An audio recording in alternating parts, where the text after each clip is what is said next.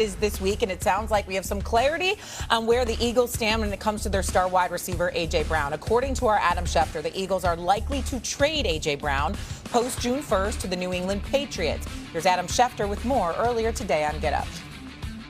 The two sides are tracking to make a deal happen post June 1st. So that is the situation between the Patriots and the New England Patriots and the Philadelphia Eagles. The two sides have not committed to a deal, but they are likely to make that happen post June 1. A.J. Brown would like to be traded. The Philadelphia Eagles are open to trading him. The New England Patriots have wanted him all along. Okay, the New England Patriots have wanted him all along. They're saying Dan Orlovsky is here. Would trading A.J. Brown be the right decision for the Philadelphia Eagles? Yes. One, this is going to happen. This isn't out there and all of a sudden going to not happen. So I firmly believe that this is going to be something that's basically done. They're just waiting for the legal element of it to happen. Number one, the relationship in Philly has run its course, whether it's a professional relationship or personal relationship. And the acquisition of AJ was a win. They won a Super Bowl in part because of AJ. He's been tremendous since he's become an Eagle. And then number two is, stylistically, they are going to be a different offense in Philadelphia. They have been an offense since they've really acquired AJ. Shotgun offense. We're going to throw the ball to the perimeter. It's going to be one-on-ones. A lot of the RPO, run-pass option, create one-on-ones. AJ dominated. Now with Sean Mannion, who's coming over from the Minnesota Vikings and Green Bay Packers and the Rams as a player, they're bringing that Sean McVay, Kyle Shanahan scheme. I fully expect them to go way more into using multiple tight ends rather than the multiple receivers. AJ's still a dominant player. When AJ's at his best, he's a top 5 receiver in the NFL. So I don't want to minimize the hole that it's going to create, but trading him just feels like the necessary thing. We were on the show, I think, in October of last year, and it was AJ once gone. And I just think now it's the realization that both parties see it's the best thing for both sides. It is the right move because he wants to be gone. What I need us to stop doing is stop dancing around what the real issue and what the real storyline is here. A.J. Brown going to the New England Patriots and reuniting with Coach Mike Vrabel is not the biggest storyline here. The biggest storyline is that the Philadelphia Eagles, a little more than a year removed from a Super Bowl championship, with a Super Bowl MVP in quarterback Jalen Hurts, has an all-world wide receiver being paid $32 million a year plus, wanting to leave. Now tell me how that makes sense. Tell me how that makes sense. You know, I mean, at some point in time, we got to have that discussion. And we got to stop acting like we're Fred Astaire, the late, great Gregory Hahn, somebody, and tap dancing around issues. What the hell is going on? If you're the Philadelphia Eagles, that is supposed to be the story in the city of Philadelphia. And here you are, Dan, along with you, Shay. You are listening to somebody right now that wrote for the Philadelphia Inquirer for 17 years. I'm giving you insight into what the hell I would be writing. I was a columnist for my last several years there, for the last 7-8 years there. I was a columnist, okay? And I'm telling you, I'd be all over this because it makes no sense. What the hell is going on? He said 5 offensive coordinators, 5 over the last 5 years. I got it, but I've never seen an all-world wide receiver appear to want out so consistently, so demonstratively, you understand, as a guy like A.J. Brown, when you have a quarterback like Jalen Hurts.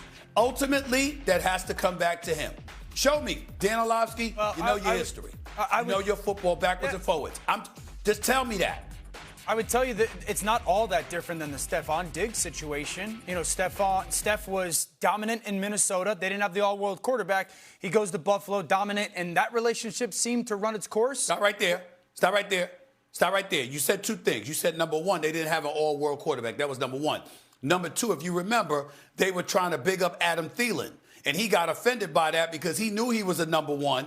But Adam Thielen was somebody that they were trying to big up. So those 2 things, it was very, very plausible. The combination of not having an all-world quarterback, not winning, and on top of it all, trying to big up somebody that you thought was inferior to you, which was insulting to Stephon Diggs, made all the sense in the world.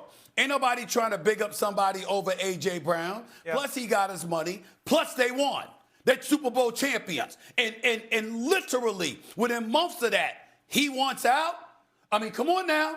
Sunday, right? No, I don't Sunday, disagree right? with what you're saying, Stephen A. My point with Steph was the Buffalo point. But I also would say this. I think, one, the prior friendship might have a little bit of part of this as well. We don't see that often, to my knowledge, that both A.J. and Jalen were pretty close when the acquisition of A.J. Brown to Philly mattered or happened. Two, I'll go back to the point, it worked. They won a Super Bowl. That's part of the reason why you make that trade. And the third part is, I think it's well known right now in this offseason that there's a lot of pressure on Jalen Hurts, whether it's right, wrong, or indifferent. It's been pretty well communicated that this is a make or break, so to speak, year. They went and hired an offensive coordinator that runs an offense that Jalen just doesn't do, nor does he do it well. And so I think it's pretty clear in Philadelphia whether you agree with it or not. That's why I said, Stephen A., like the opinions and the facts don't matter when it comes to Jalen Hurts, or they don't match. The facts are some of the accomplishments that you rattled off, and the opinions vary all over the place.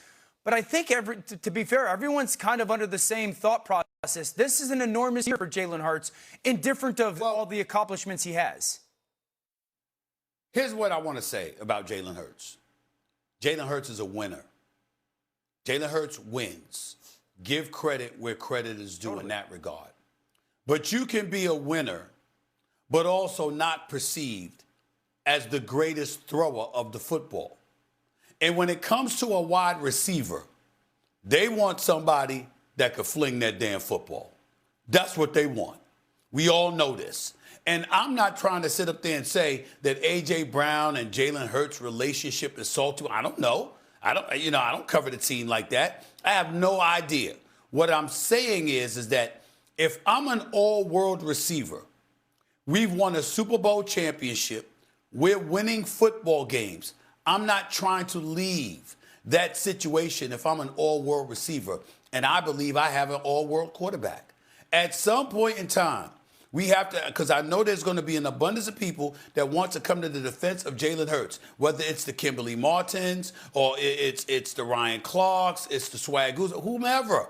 And they're all right to do so. Hell, I want to, because the man is a winning Super Bowl MVP. He outplayed Patrick Mahomes and not one but both Super Bowls. We get all of that. But somebody has to say, clearly, A.J. Brown, no matter what lip service he gives on Micah Parsons' podcast or anywhere else, he clearly doesn't have the belief in the star quarterback for the Philadelphia Eagles that a star wide receiver should have for a quarterback. He doesn't have that belief, because if he did, there's no way on earth he'd be wanting out like he does. There's no way. There's just no way. The reality is the stats are pretty similar when A.J. Brown did play for the Eagles last year and when he didn't. In fact, in the 2 games he was on the sideline, they actually had